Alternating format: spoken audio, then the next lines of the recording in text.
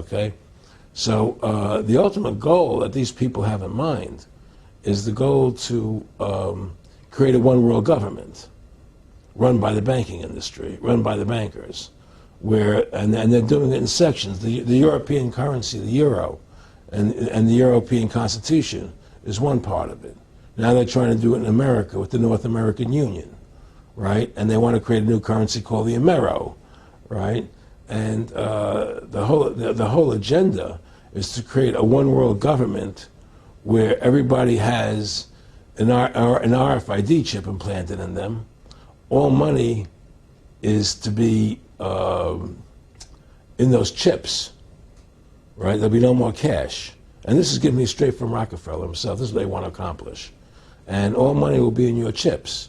And so instead of having cash, anytime you have money in your chip, they can take out whatever they want to take out whenever they want to.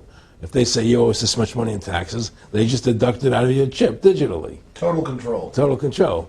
And if you're like me or you, and you're protesting what they're doing, they can just turn off your chip. And you have nothing. You can't buy food. You can't do anything. It's total control of the people. And that chip's connected to a database that has your purchasing records, what you do, what everything, you sell. Everything is in there, you know?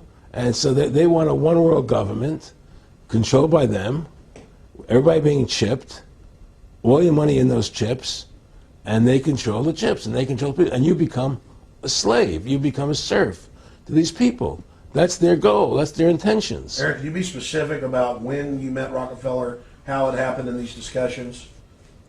I met Rockefeller through a female attorney I knew who called me up one day and said, one of the Rockefellers would like to meet you. I had made a video called Mad as Hell, and he'd seen the video and wanted to meet me and knew I was running for governor of Nevada.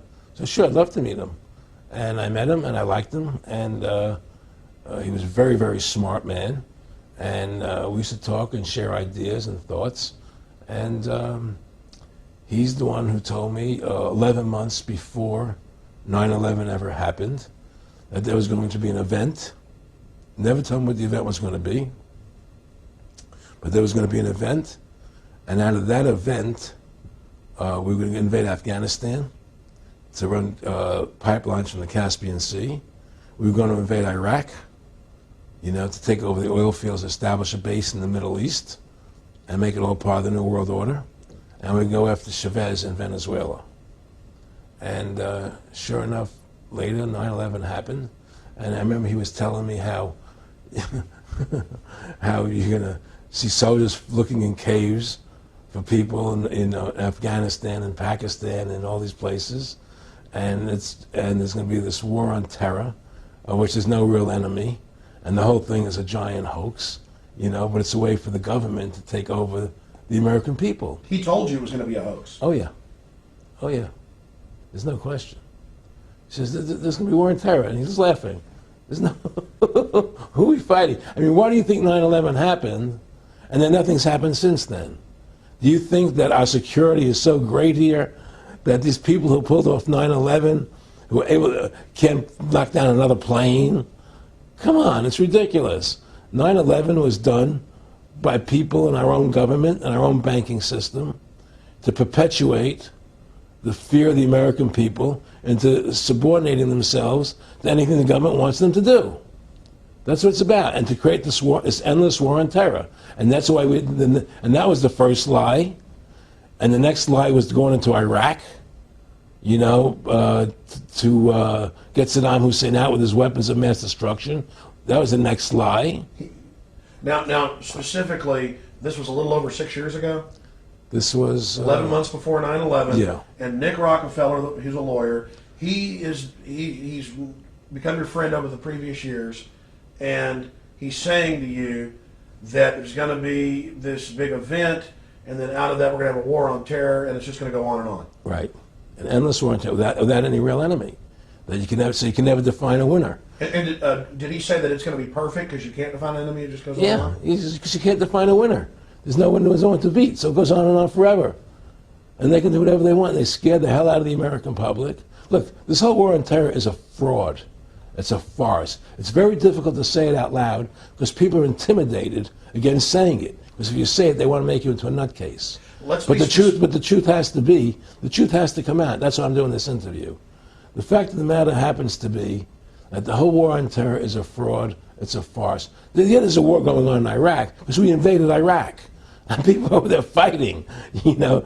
But the war on terror, it's a joke, you know. And until we discover what really happened on 9/11 and who was responsible for 9/11, because that's where the war on terror emanates from. That's where it comes from. It was 9/11 that allowed this war on terror to begin. And until we get to the bottom root of 9/11, the truth of 9/11, we'll never know about the war on terror.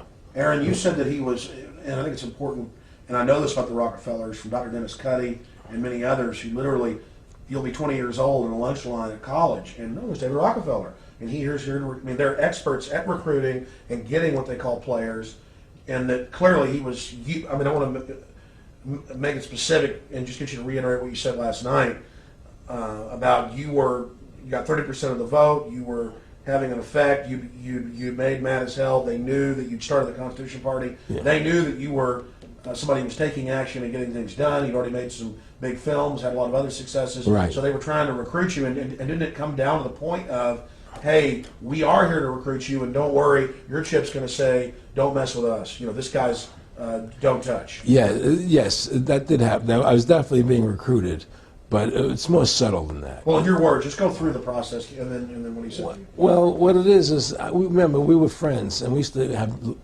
go to my house a lot, we'd have dinner, we'd talk, and he'd tell me about business investments, how you get involved in, you know, or they would help me with this business investment or that business investment. And was I interested in joining the Council on Foreign Relations? You know, I would have to get a letter to join them, but was I interested in that? And, you know, just stuff, you know, leading you on. And I used to say to him that I never really did that because that wasn't where I was coming from. You know, as much as I like you, Nick, you know, your ways and my ways, we're on the opposite side of the fence. You know, I don't believe in enslaving people, you know, and he would come back with, oh, I do? Or? Well, it would be more like, you know... It's better for them. Well, it's more like, you know, how do I put it? It was like, what do you care about them? What do you care about those people? What difference does it make to you? Take care of your own life. Do the best you can for you and your family. What do the rest of the people mean to you? They don't mean anything to you. They're just serfs. They're just people. You know, it was just a lack of caring, you know, and that's just not who I was. It was just sort of like cold, you know. It was just like cold, you know. And I used to say to him, what's the point of all this? You have all the money in the world you need.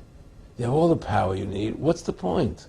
You know, what's the end goal? And he said the end goal is to get everybody chipped, to control the whole society, to have the bankers, the elite people, you know, the bankers and some governor controlling the world. And I said, do all the people in the Council on Foreign Relations believe this way you do? He said, no. You know, most of them believe they're doing the right thing. A lot of them believe it's better off being socialistic. You know, we have to convince people that socialism is really capitalism. Because America's becoming a socialist country. It's a communist country today. Well, one of the things they told me was that he was at the house one night, and he would talk, and he started laughing. He said, Aaron, what do you think women's liberation was about? And I said, I had pretty conventional thinking about it at that point. I said, I think it's about women having the right to work, getting equal pay with men, just like they won the right to vote, you know? And he started to laugh. He said, you're an idiot. And I said, why am I an idiot? He said, let me tell you what that was about. We, the Rockefellers, funded that. We funded women's lib, you know? And we're the ones who got all over the newspapers and television, the Rockefeller Foundation. He says, and you want to know why? He says, there were two primary reasons. And one reason was we couldn't tax half the population before women's lib. And the second reason was, now we get the kids in school at an early age. We can indoctrinate the kids how to think. It breaks up the family. The kids start looking at the state as the family, as the school, as the officials, as their family, not as the parents teaching them. And so those are the two primary reasons for women's lib, which I thought up to that point was a noble thing. You know, when I saw their intentions behind it, where they were coming from when they created it, the thought of it, I saw the evil behind what I thought was a noble venture. Aaron, did you know that Gloria Steinem, in one of her own books, now admits the CIA funded Miss Magazine? No, I had no idea about that. No, I never heard that. Yeah, we're going to... CIA funded Miss Magazine? Funded Miss Magazine with the stated goal of taxing women and breaking up the family. No kidding. I never heard that. Well, Nick told me. I mean, I know it, but not because I know the CIA was involved in it. Well, Gloria Steinem was proud of it. Oh, the CIA wanted to help me help women. No kidding. So they funded it, yeah. And of course, it's divide and conquer. Right, and what they do is they focus in, obviously, on real problems. Women were getting shafted in many ways, but the elite wasn't planning to help them. They were planning to really shaft them and take men away from them. Look at what they did with black families. You only had about 10% illegitimacy 50 years ago in black communities, and now it's over 90%. And look at welfare. You were going to give you some money, but you can't have a man in the house. Right. And so that was further to degrade the family, totally destroyed. And now illegitimacy is over 50% in the general population. Right. Well, see, the whole thing is these people control the money, so they make all the rules. You understand? And they put whatever rules they want into effect. And the truth is, America has really become a socialist, communistic country. And everybody says it's a capitalistic country. It's not a capitalistic country. You know, how can it be capitalistic when you have a central bank? That's the first. It can't be. You know, it's a planned economy. It's a planned economy. It's a phony. If they want to create prosperity, they just print dollars. They just make dollars or put digits into the economy, and now you have prosperity. You don't have real prosperity. You don't have real manufacturing. You just have money being injected in. It's an infusion of credit, which only makes the government go into more debt.